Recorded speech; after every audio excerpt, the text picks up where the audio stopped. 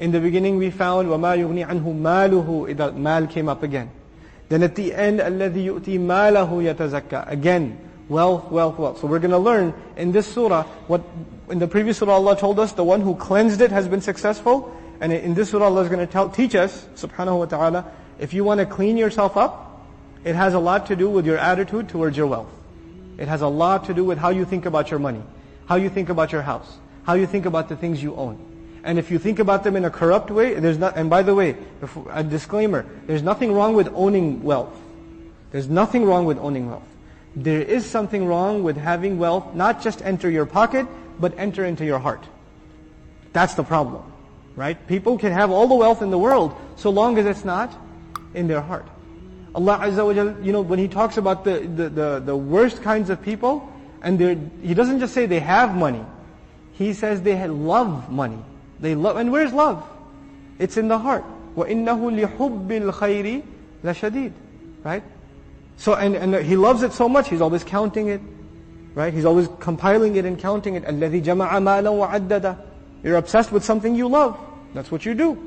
So this attitude is what's the center, really the central theme of this surah, and hence we understand the word sa'i in a new light.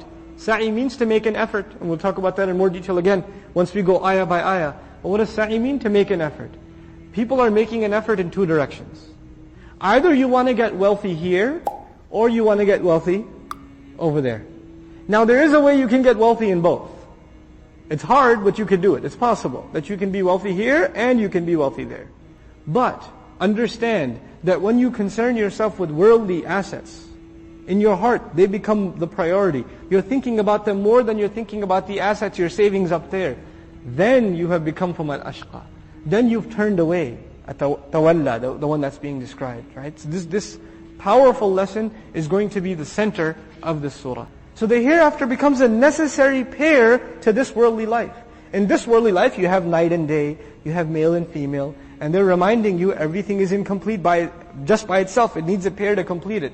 Well, this life itself, this world itself, is half, is incomplete. And what will complete it is the life of the next world. SubhanAllah. So dunya paired with akhirah. Allah wants you to give, but Allah also wants you to have taqwa. فَأَمَّا مَنْ أَعْطَى وَاتَّقَى. You have to have both.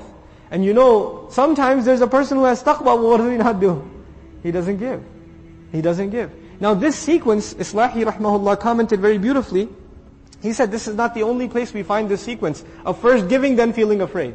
This also occurs in Surah Al-Dahab, Surah Al-Insan. Allah Azza wa Jal there says, إِنَّمَا نُطْعِمُكُمْ لِوَجْهِ اللَّهِ لَا نُرِيدُ مِنْكُمْ جَزَاءً وَلَا شُكُورًا إِنَّا نَخَافُ مِنْ رَبِّنَا يَوْمًا عَبُسًا قَمْطَرِيرًا. We're giving you, we're feeding you, only to seek the face of Allah over there.